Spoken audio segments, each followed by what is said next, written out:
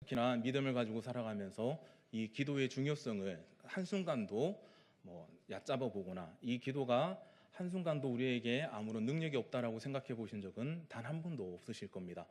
그래서 우리가 날마다 기도해야 된다, 우리가 기도의 용사가 돼야 된다라는 말을 함으로써 우리에게 기도가 이만큼이나 중요하다라는 것을 보이고 있습니다. 그래서 어떻게 합니까? 새벽을 깨워서 새벽 기도를 나오시고, 또한 수요 기도회, 그리고 각자 가정에서 얼마나 많은 기도를 하고 있는지 모릅니다. 하지만 안타깝게도 우리가 이 기도의 중요성, 이 기도의 가치를 잘 알고 있음에도 불구하고 이중적인 모습으로 살아가는 우리의 모습들이 너무나 많이 있음을 발견하게 됩니다. 왜 기도를 하십니까? 왜 우리가 하나님의 이름을 부르며 예수님의 이름을 부르며 기도를 하고 있습니까? 각자에게 물어본다면 이유가 다 다를 겁니다. 나는 이러한 이유로 기도를 합니다. 나는 이러한 기도의 제목으로 기도를 하고 있습니다.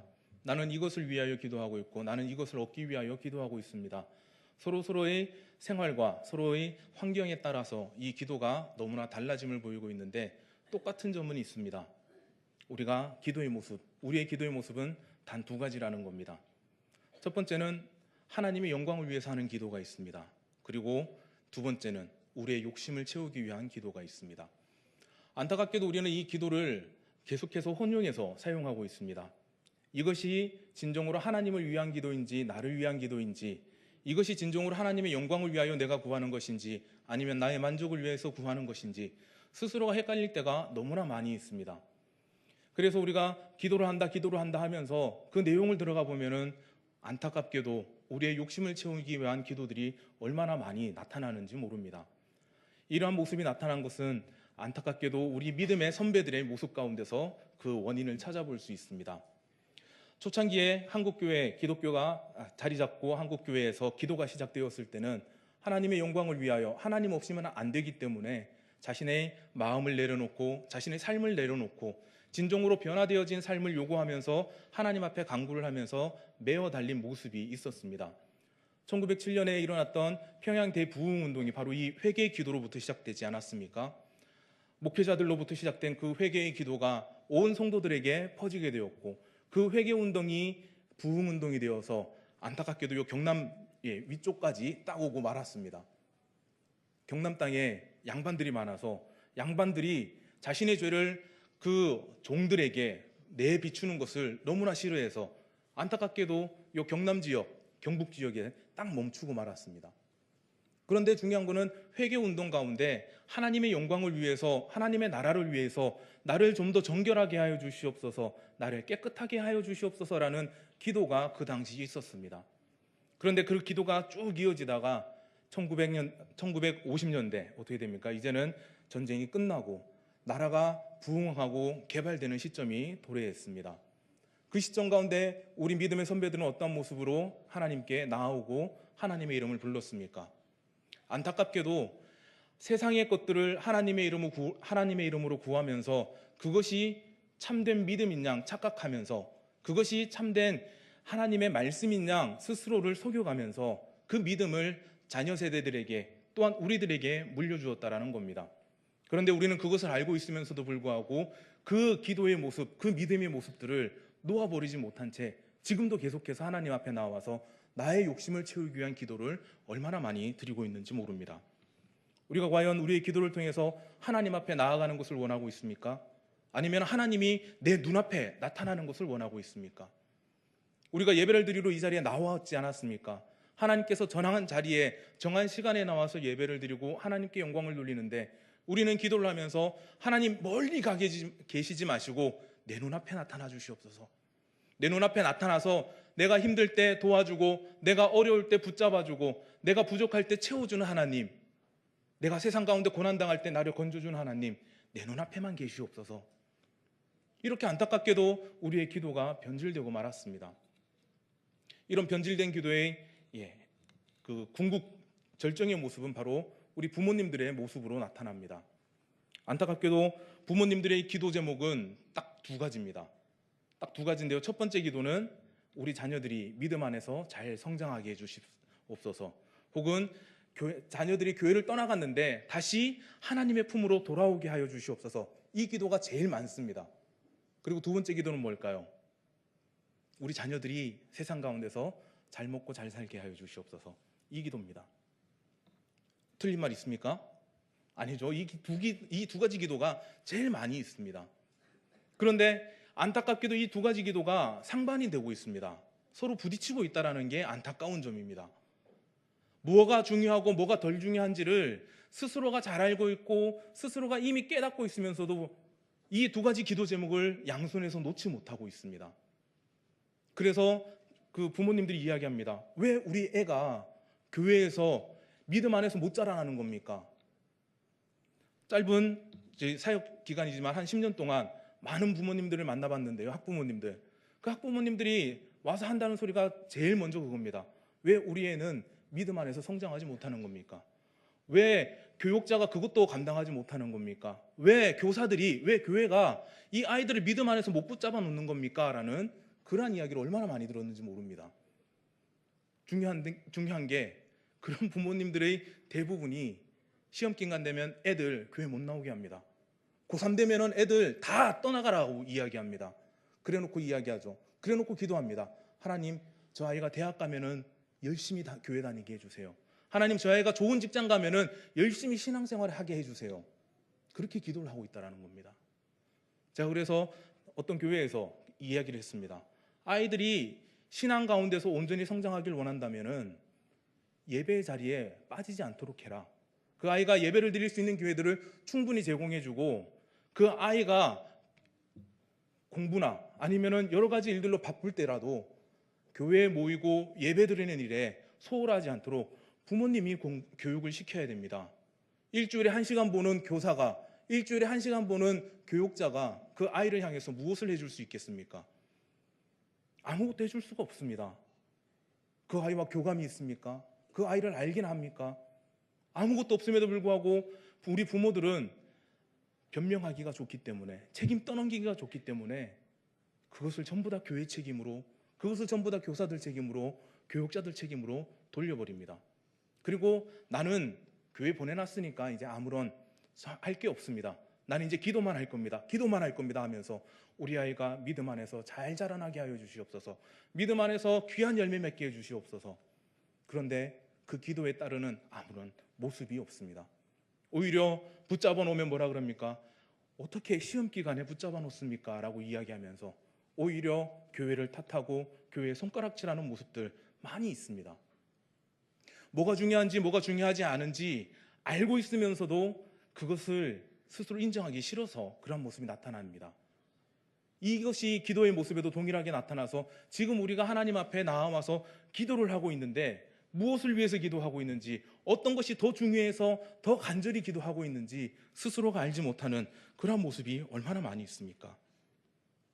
보상받기 위해서 기도하십니까? 하나님, 내가 이만큼 기도했으니까 하나님 이만한 복을 내게 주셔야 됩니다. 보상을 받기 위해서 기도를 하십니까? 아니면은 내 욕심을 채우기 위해서, 아니면은 누군가에게 보이기 위하여, 내가 봐라, 내가 네보다 믿음이 좋지 않느냐, 봐라, 나는 네가 안 나오는 기도 시간에 나와서 기도하고 네가 일찍 돌아가는 기도 시간에 남아서 기도하고 있지 않느냐, 이것을 위해서 기도하십니까? 세상 가운데 좀 더 잘 먹고 잘 살기 위하여 하나님의 이름을 부르기 위하여 기도하십니까?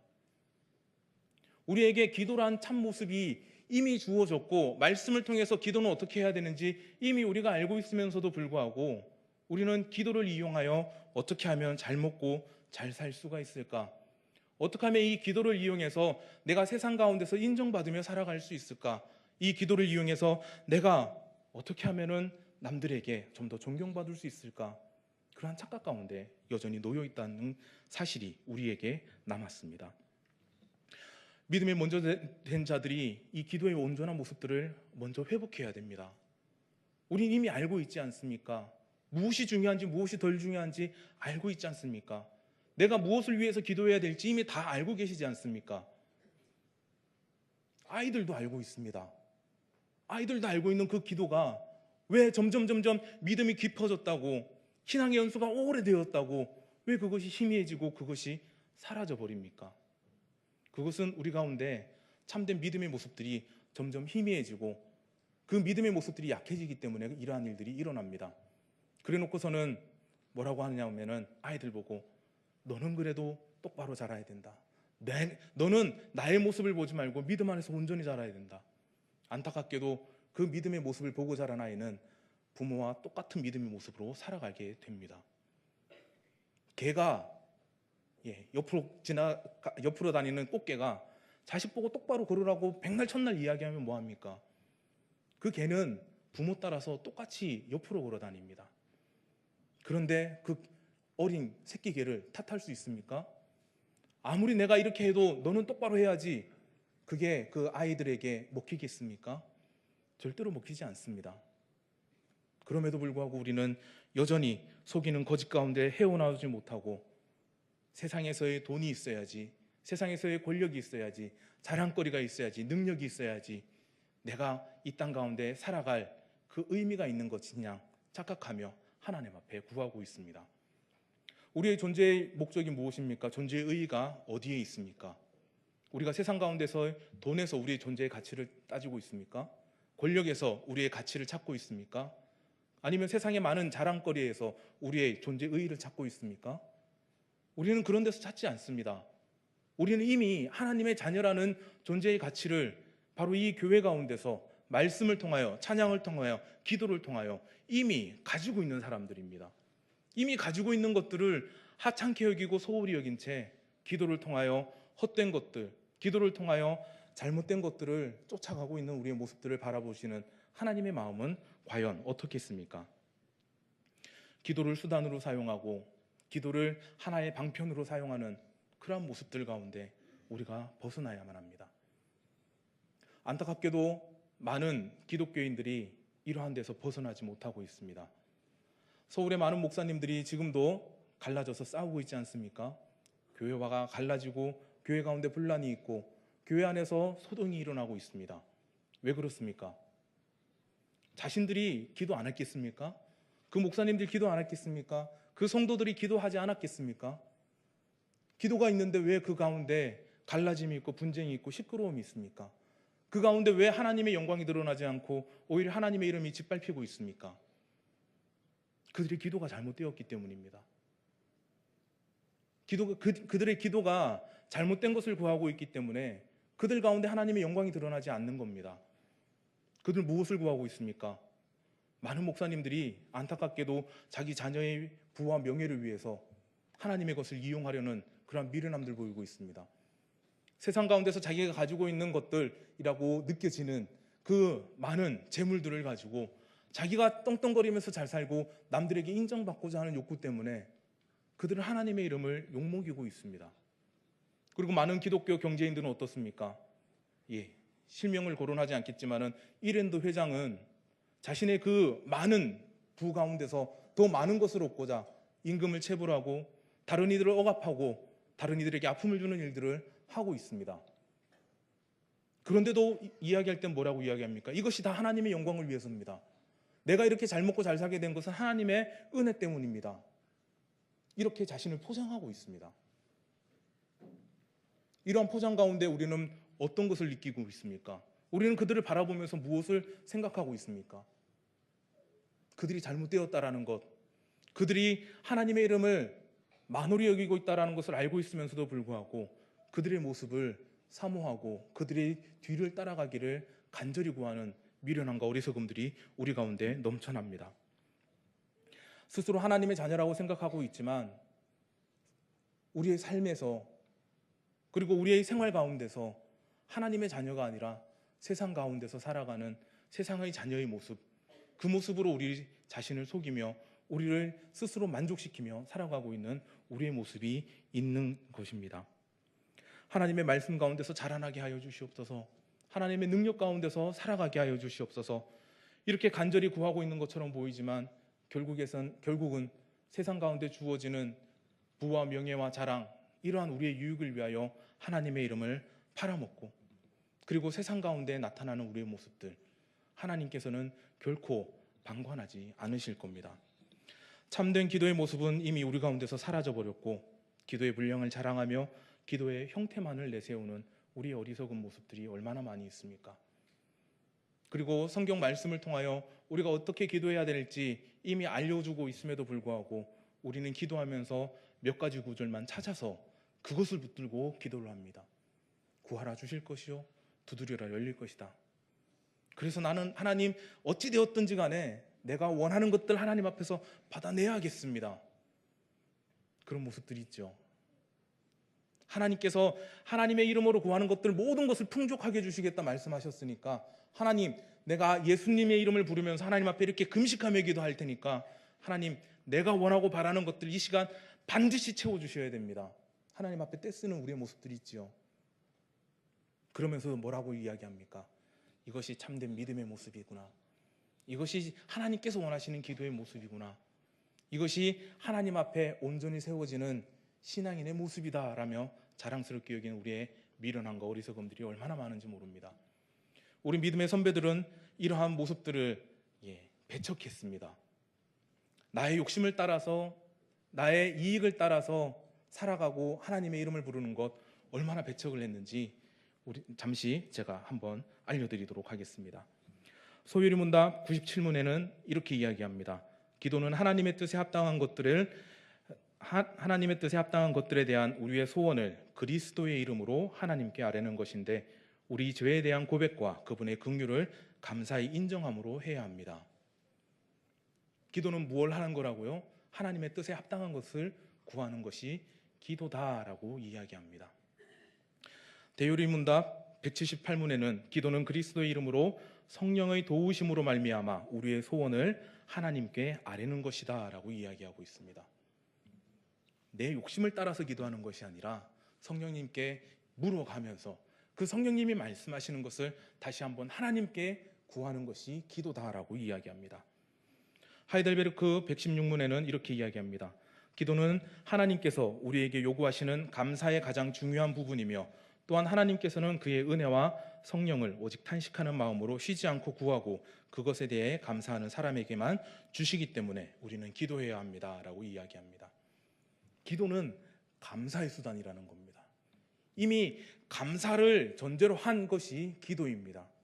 떼쓰고 쪼르고 매어 달리는데 안 주시니까 힘들어하고 원망하면서 하는 것이 기도가 아니라 하나님 이미 내게 주신 것을 감사드립니다라는 것 전제로 하고 나를 구원해 주시고 나를 불러주셔서 자녀 삼아 주셨으니 너무나 감사합니다. 하나님 그러니 이제는 내가 구원받은 자로 이제는 내가 믿음을 선물 받은 자로 이제는 하나님의 자녀로서 살아갈 수 있도록 하나님 필요한 것들을 채워주시옵소서.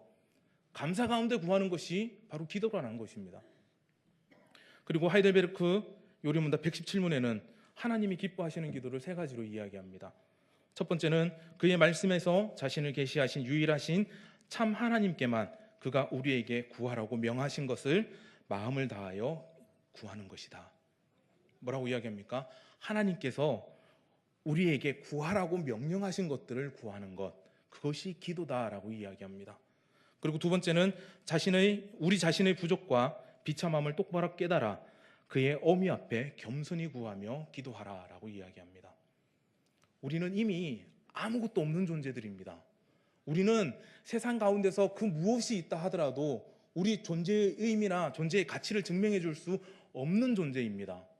그래서 우리가 하나님 앞에 나아온다라는 것은 하나님 이 땅 가운데서 내가 사라질 존재이고 아무런 쓸모없는 존재이지만 하나님께서 나를 불러주셨고 하나님께서 나를 택해 주셨고 믿음을 허락해 주셨기 때문에 내가 이 땅 가운데 살아갈 수 있게 되었습니다. 나는 이미 죽은 존재이지만 하나님께서 살려주셨습니다. 하나님 감사합니다라고 나오면서 고백하며 나오는 것. 하나님 나는 이 땅 가운데 아무런 쓸모가 없습니다. 하지만 하나님께서 쓰신다면은 내가 나의 몸과 마음과 정성을 다 내려놓겠습니다. 인정하면서 기도하는 것이 구하는 것이 기도다라고 이야기합니다.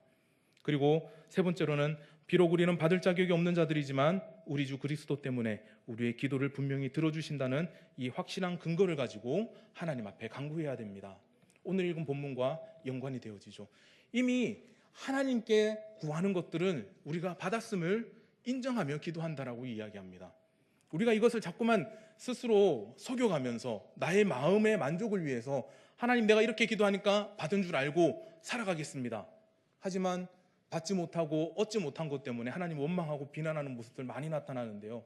이것이 세 번째 나타난 이유가 무엇입니까? 하나님께서 원하시고 하나님께서 바라시는 것들을 구할 때 하나님께서 이미 주신 것, 그것을 믿으며 기도하라는 것입니다. 자꾸만 나의 욕심을 따라서 내가 하나님 이렇게 하면 이렇게 해주시고, 하나님 내가 이것을 구하면 저것까지 주시옵소서. 우리가 솔로몬의 기도를 보면 무엇을 이야기합니까? 하나님께서 지혜를 구한, 하나님 나라의 영광을 위해서 지혜를 구한 그 솔로몬에게 너무나 기뻐하셔서 부수적으로 주신 것들이 있지 않습니까? 무엇입니까? 돈을 주셨고, 명예를 주셨고, 힘을 주셨고, 지혜와 지식을 주셨습니다. 우리가 하나님 앞에 나와서 구해야 될 게 바로 하나님의 영광을 위한 것들인데, 우리는 솔로몬이 받았던 그 찌끄러기들을 바라보면서 하나님 내가 기도할 때 돈을 주셔야 됩니다. 하나님 내가 기도할 때 명예를 주셔야 됩니다. 자랑을 주셔야 됩니다. 권력을 주셔야 됩니다. 그러니 하나님께서 우리의 기도 가운데 무엇을 들으시고 어떠한 것을 우리에게 허락해 주시겠습니까? 그럼에도 불구하고 우리는 자꾸만 하나님 내가 이렇게 기도합니다. 하나님 내가 이렇게 기도하니 하나님 모든 것을 허락해 주시옵소서.